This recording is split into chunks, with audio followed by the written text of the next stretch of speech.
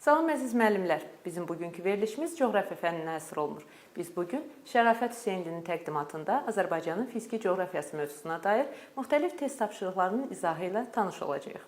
Salam Şərafət xanım. Salam.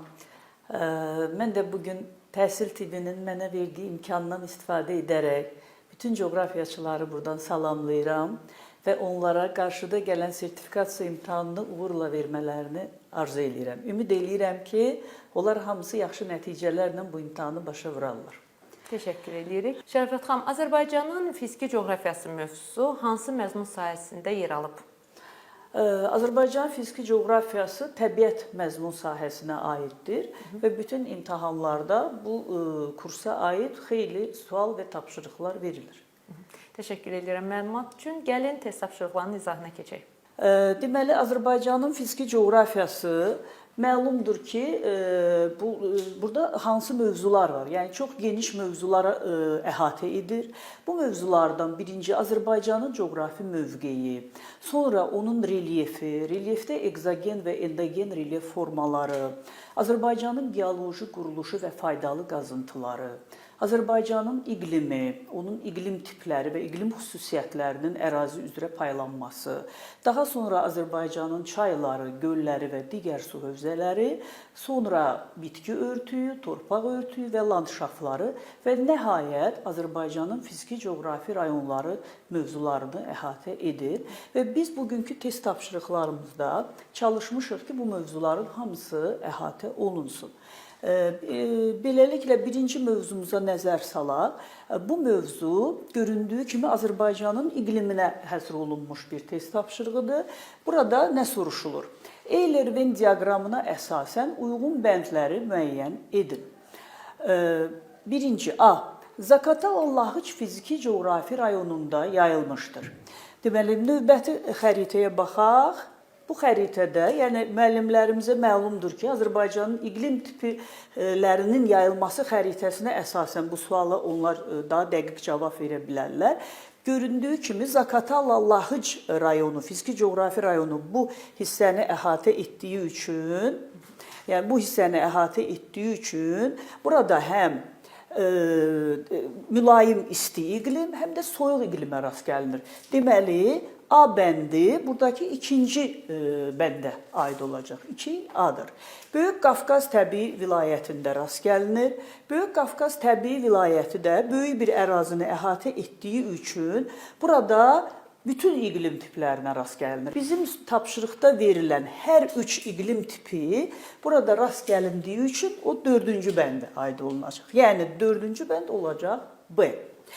C-də Orta Araz vilayətində geniş yayılmışdır. Orta Araz vilayətinə isə üçüncü bənd aid olacaq. Çünki Orta Araz vilayətində həm yarım səhra və quru çöl iqlimi, həm də soyuq iqlimə rast gəlinir. Daha sonra Kiçik Qafqazda əsasən qışı quraq keçən tip yayılmışdır. Müəllimlərə məlumdur ki, qışı quraq keçən tip mülayim isti iqlimə və soyuq iqlimə aid olduğu üçün Kiçik Qafqazda da bu tiplər geniş yayılıb. Və nəhayət F bəndində Türyan çay və Qudyal çayın dərəsi boyunca müşahidə olunur. Türyan çay Böyük Qafqazda, Qudyal çay isə o da Böyük Qafqazın, hər ikisi Böyük Qafqazın cənub və şimal müvafiq olaraq şimal-şərq yamacında yerləşdiyi üçün bütün dərələri boyu hər üç iqlim tipi burada rast gəlinir. Və beləliklə bizim cavabımız olacaq D bəndi. Növbəti suala keçək. Bu sual Azərbaycanın coğrafi mövqeyinə aid olan sualdır. Burada Azərbaycanın həmsərhəd olduğu ölkələr verilir və bu ölkələrin sərhəd zonalarına aid olan xüsusiyyətlər verilir və bunların arasında uyğunluğu tapmaq tələb olunur. A bəndində daha çox fiziki coğrafi rayonla sərhəd boyunca yerləşir. Daha çox fiziki coğrafi rayon Azərbaycanın İranla sərhəddində yerləşdiyi üçün A bəndi buradakı üçüncü bəndə və yaxud İrana aiddir. B. Sərhəd boyu axan çayın qidasının əsasını qar və buzlaq suları təşkil edir. Məlumdur ki, Azərbaycanda buzlaqla qidalanan çayların miqdarı çox azdır və onlardan ən böyüyü Azərbaycanın Rusiya ilə sərhəd boyunca axan Samur çayıdır. Ona görə də B bəndi Rusiyaya aid olacaq. C bəndində isə sərhədləri əsasən yüksək dağlıq ərazilərdən keçir. Bu da Rusiya sərhədlərinə aiddir. Çünki Rusiya ilə sərhəd Böyük Qafqazdan keçir və D bəndində Qanıq və Qabırlı çayları sərhəd boyu axır. Qanıq və Qabırlı çayları bizim Gürcüstanla sərhədimizdə yerləşir. Ona görə D bəndi Gürcüstana aid olacaq. Və Y bəndində sərhəd boyu yerləşən çayın eroziya bazisi dəniz səviyyəsindən aşağı olsa da Xəzərə tökülmür. Azərbaycanın bütün çayları Xəzər hövzəsinə aiddir, lakin onların hamısı Xəzərə tökülmür. Və sərhəd boyu yerləşən Araz çayı, onun eroziya bazisi dəniz səviyyəsindən aşağıdır. Yəni o Xəzərə çatmamış Kürün qolu olduğuna görə Kürə tökülür və həmin ərazi də dəniz səviyyəsindən aşağıdır. Ona görə də Y də İrana aid olacaq. Beləliklə bizim düzgün doğru bəndimiz B bəndi olacaq. Növbəti sualımıza keçək. Bu sual Azərbaycanın relyefinə aiddir. Burada dağ zirvələri və bir düzənlik ərazi verilir və o ərazilərə aid fikirlər, doğru fikirlər soruşulur.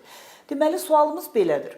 Müvafiq olaraq Qızılboğaz, Kömürköy, Tufandağ zirvələri və Haramı düzünə aid fikirləri müəyyən edin. A. 4-cü dövrün çökmə süxurları yayılmışdır.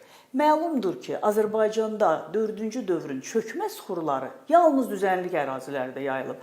Bu verilən ərazilərdən yeganə düzənlik ərazi Haramı düzü olduğuna görə A bəndi Haramı düzünə aid olacaq. B. Paleogen dövrünün vulkanik süxurları üstündür. Paleogen dövrünün süxurlarının yayıldığı ərazi Talış dağlarıdır. Burada Talış dağlarının zirvəsi Kömürköy verilib və bu B bəndi Kömürköyə aiddir. C bəndində Mezozoy erasının çökmə süxurlarına rast gəlinir. Məlumdur ki, Mezozoy süxurları əsasən yüksək dağlıq ərazilərdə, Böyük və Kiçik Qafqazın yüksək dağlıq ərazilərində yayıldığı üçün Tufan dağa aid olacaq və D bəndində 4-cü dövrün vulkanik süxurları yayılmışdır. 4-cü dövrün süxurları əsasən Azərbaycanda düzənlik ərazidə yayılıb, lakin bir yeganə ərazi var ki, Qarabağ vulkanik yaylası, orada 4-cü dövrün vulkan mənşəli süxurları yayılıb ki, burada da Qarabağ vulkanik yaylasının vulkanlarından biri olan Qızılboğaz verilib. Deməli, bizim doğru bəndimiz B bəndidir. Növbəti sualımıza keçək. Ata çayın mənsəbində havanın temperaturu 30 dərəcə, çayın dərəsində yerləşən A məntəqəsində isə 21 dərəcədir. A məntəqəsinin yerləşdiyi hündürlük üçün doğru olmayan fikirləri seçin.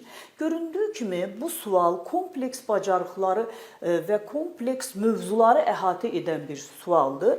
Yəni burada həm iqlim, həm çaylar və Azərbaycanın landşaftları, bitki örtüyü öz əksini tapır.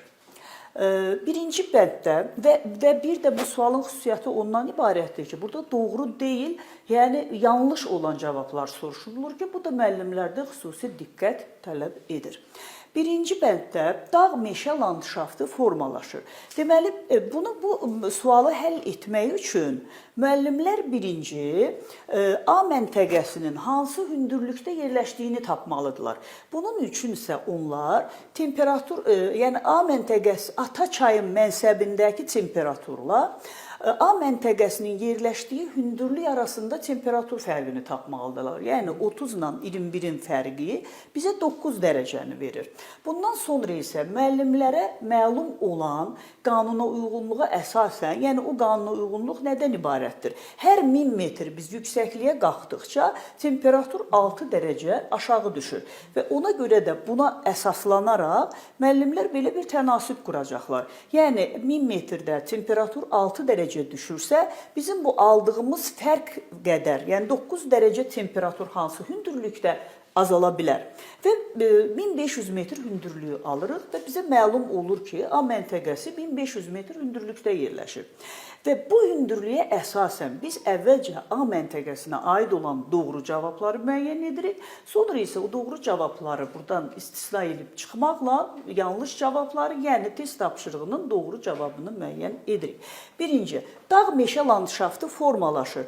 Bu 1500 metrdə deməli formalaşan bir landşaftdır və doğru cavab sayılır. Ona görə də biz bunu test tapşırığının doğru cavabı kimi götürmürük. İkinci, mülayim isti iqlim yayılmışdır. Bu da doğru cavabdır. Üçüncü, alt çəmənlikləri geniş ərazi tutur. Bu cavab üçün o yanlış sayılır. Ona görə də biz onu test tapşırığının doğru cavabı kimi götürəcəyik. Deməli, birinci cavabımız 3 ilə başlayacaq. Dördüncü, əsas bitkiləri kəngiz, yovşan və dəvətkanıdır. Bu bitkilər əsasən yarımsəhra landşaftı üçün deməli xarakterik olan bitkilər olduğu üçün bu da yanlış sayılır. Buna görə də bu cavabı da doğru cavab kimi götürəcəyik. Deməli 3 və 4. Qış otlaqları kimi istifadə edilir. Qış otlaqları Azərbaycanın düzən ərazilərində və qismən dağətəyi ərazilərində yayıldığı üçün bu cavab da yanlış cavaba daxil olur. Ona görə də bizim doğru cavabımız 3, 4 və 5 cavabları olacaq. Növbəti test tapşırığımıza keçək. Bu sual Azərbaycanın faydalı qazıntılar mövzusuna aiddir. Burada cədvələ əsasən doğru sıranı müəyyən etmək tələb olunur. Burada cədvəlin hər sətrində bir faydalı qazıntıya aid olan işarə, şərti işarə, sonra onun mənşəyini göstərən bir xüsusiyyət, daha sonra həmin faydalı qazıntının Azərbaycanda yerləşən yataqları, digər deməli sətirdə isə o həmin faydalı qazıntının istifadə edildiyi təsərrüfat sahəsi soruşulur. Və biz burada bir doğru sıranı müəyyən edəcəyik. Birinci sıraya nəzər yetirək. Birinci sırada neftin işarəsi verilib və bizə məlumdur ki, neft çökmə suxur olduğu üçün o kimyəvi deyil, üzvi yolla yarandığı üçün bu cavab elə buradan bizə məlum olur ki, bu cavab artıq yanlış cavabdır. İkincidə qızılın şərti işarəsi verilib. Qızıl maqmatik suxurlara aiddir. Azərbaycanda Vejnəli və Qaradağ. Qaradağ burada yanlış cavabdır. Vejnəli yatağı var Zəngilanda, amma Qaradağ isə Gədəbəydə mis yatağına aid olduğu üçün bu sıra da yanlışdır.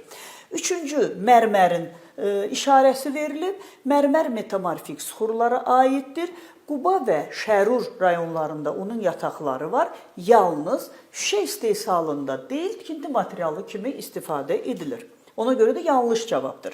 Dördüncü sırada alüminiumun işarəsi verilib. O maqmatik suxurdur.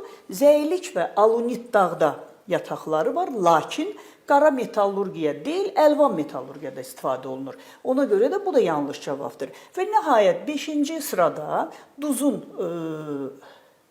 işarəsi verilib. Duz çökmə mənşəlidir, bu doğrudur. Duzdağ və Nehrəm yataqları var Naxçıvanda və kimya sənayesində istifadə edilir. Deməli, doğru cavabımız 5-ci sıra A bəndidir. Növbəti suala keçək. Deməli, növbəti sualımız Azərbaycanın relyefinə və yaxud daha doğrusu dəqiqdirsə eksogen relyef formalarına aiddir. Burada xəritə sxemə əsasən AB xətti üzrə yayılmış eksogen relyef formalarının ardıcıllığını müəyyən etmək tələb olunur. A bəndində, deməli A nöqtəsi yerləşir A məntəqəsi Xəzər dənizinin sahilində, B isə Böyük Qafqazın yüksək dağlığında və müəllimlərimizə məlumdur ki, düzənlik ərazilərdə və dağlıq ərazilərdə yayılan eksogen formalar fərqlidir və bunların doğru sırasını tapmalıdırlar. Birinci, prolivial düzənliklər, yəni yağıntı, yağışların, müvəqqəti axınların gətirdiyi suxurlardan yaranan düzənliklərdir. Bu düzənliklərdə ola bilər, yəni A məntəqəsində ola bilər. Daha sonra yüksək dağlığa çıxdıqca V şəkilli dərələr, şəlalələr də ola bilər. Lakin yüksək dağlıqda gətirmə konusları ola bilməz. Gətirmə konusları yalnız dağların düzənliklərə qovuşduğu hissələrdə yayılır. Buna görə də A bəndimiz yanlış bənddir. B. Akkumulyativ düzənliklər, bu da düzənlikdir deyə ola bilər. Lakin morenlər buzlaq relyef forması olduğuna görə onlar yüksək dağlıq ərazi üçün səciyyəvidir və bu da doğru cavab sayılmır. C bəndində allüvial düzənliklər, gətirmə konusları, kanyonvari dərələr və karlar. Bu da cavab doğru cavabdır. Çünki burada birinci düzənliyə aid olan eksogen forma, sonra çayların dağlardan düzənliklərə gətirmə konusları, daha sonra orta və yüksək dağlıqda yaranmış yayılan çay dərələri və nəhayət ən yüksək dağlıq üçün səciyyəvi olan buzlaq relyef formaları verilir. Ona görə də digər bəndlərə baxmayaq, bu bəndimiz doğru cavab sayılır. C bəndi. Növbəti sualımıza keçək. Burada bu sual Azərbaycanın çayları mövzusuna aiddir. Sualda Azərbaycanın çaylarından birinə aid qısa mətn verilir və həmin mətnə əsasən çayı müəyyən edib ona aid xüsusiyyətləri aşkar etməliyik. Çay öz başlanğıcını maqmatik suxurların geniş yayıldığı yüksək dağlıqdan götürür. Mənbəyinin yerləşdiyi inzibati rayonda isti su mineral bulağı var. Əvvəlcə dağlıq, sonra düzənlik ərazilərdən keçərək Kür çayına tökülür. Əsas qida mənbəyi yeraltı sulardır. Mətndə təsvir edilən çay üçün doğru olan fikirləri müəyyən edin.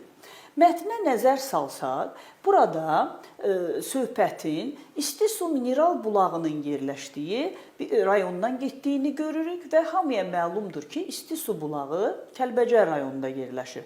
Və buna əsasən biz müəyyən edirik ki, çay Kəlbəcər rayonundan başlayır və əsas qida mənbəyi yeraltı sular olduğunu əsasən müəyyən edirik ki, bu çay Tərtər çayıdır və eyni zamanda da burada onun Kür dağlıq ərazidən keçib, sonra düzənliyə daxil olması və Kür çayına tökülməsindən bəhs edilir.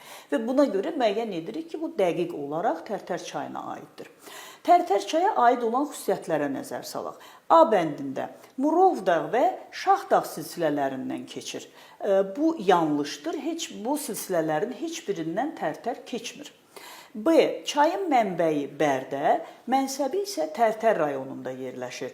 Tərtərin mənbəyi indi dediyimiz kimi Kəlbəcərdə, mənsəbi Bərdə rayonunda yerləşdiyi üçün B bəndi də yanlış bənd sayılır. C bəndində Qarabağ vulkanik yaylası və Qarabağ düzündən axır. Kəlbəcər rayonu Qarabağ vulkanik yaylasında yerləşir. Ona görə də bu doğrudur və Qarabağ düzündən də keçib Kürə tökülür Tərtər. Yəni C bəndi doğru bənddir. D. Üzərində su qovuşan su anbarı yerləşir. Bu da doğru bənddir. Y. Kəlbəcər, Tərtər və Bərdə rayonlarının ərazisindən keçir. Bu da doğru bənddir və F də hövzəsində yağıntıların fəsillər üzrə bərabər paylandığı iqlim tipi yayılmışdır. Bu yanlış bənddir. Çünki Kiçik Qafqaz ərazisində, hansı ərazidən ki Tərtər axır, ümumiyyətlə belə bir iqlim tipi yoxdur. Ona görə də doğru cavabımız olacaq A bəndi. C, D və Y bəndləri. Növbəti sualımız Azərbaycanın fiziki coğrafi rayonlarına aiddir. Məlum olduğu kimi bu çox əhatəli bir mövzudur və mən müəllimlərin nəzərinə çatdırmaq istərdim ki, Azərbaycanın əksər mövzularına aid düşən test tapşırıqlarında həm iqlimə aid, həm çaylara aid və digər relyefə aid olan tapşırıqlarda da fiziki coğrafi rayonlara aid suallarla onlar qarşılaşa bilərlər. Çünki Azərbaycanın bütün təbii şəraiti onun ərazisi üzrə yəni paylandığı üçün istər-istəməz fiziki coğrafi rayonlara biz suallarda müraciət etməli oluruq. Deməli, sualımızda Böyük Qafqaz təbii vilayətinin kontur xəritəsi verilib və onun rayonları, 5 fiziki coğrafi rayonu rəqəmlərlə qeyd edilib və bu xəritə sxemdə təsvir edilən təbii vilayətin fiziki coğrafi rayonları üçün doğru xüsusiyyətləri müəyyən etməliyik. Deməli, birinci bənddə qışı soyuq keçən yarım səhra və quru çöl iqlim tipi birinci və ikinci rayonlarda müşahidə edilir. Azərbaycanda qışı soyuq keçən yarımsəhra və quru çöl iqlim tipinin yayıldığı yeganə ərazi Naxçıvan ərazisidir. Ona görə də bu cavab doğru deyil, yəni Böyük Qafqaza aid deyil. İkinci bənddə 3-cü və 4-cü rayonlarda mülayim isti, soyuq və dağ tundra iqlim tiplərinə rast gəlinir. 3-cü rayon Qonaqkənd, 4-cü rayon isə Zaqatala, Lahıc rayonudur. Bu ərazilər tamamilə dağlıq olduğu üçün hər iki vilayətdə 3 iqlim tipinə rast gəlmək mümkündür. Ona görə də ikinci bəndimiz doğru cavab olacaq. Üçüncü bənddə 3, 4 və 5-ci rayonların ərazisində ölkənin ən böyük milli parkı yerləşir. Bu da doğru cavabdır. Bu ərazilərdə Azərbaycanın sahəsinə görə ən böyük milli parkı olan Şahdağ yerləşir. Bu da doğrudur. 5-ci bənddə bütün təbii rayonlar rekreasiya ehtiyatları ilə yaxşı təmin edilmişdir. Bu da doğru cavabdır. Azərbaycanın bütün əraziləri, yəni Azərbaycan elə bir unikal ölkədir ki, onun bütün təbiəti burada turizmin inkişafı üçün böyük imkanlar açır. Yalnız bəzi düzənlik, isti, quraq ərazilər istisna olmaqla. Ona görə də Böyük Qafqazın bütün rayonlarında rekreasiya ehtiyatları var və düzgün cavabımız A bəndi olacaq. 2, 3 və 5. Beləliklə, bugün bizim sizlərə təqdim etdiyimiz test tapşırıqları sona çatdı. Diqqətinizə görə təşəkkür edirəm və buradan imtahan verəcək bütün müəllimlərə yenə də uğurlar arzu edirəm.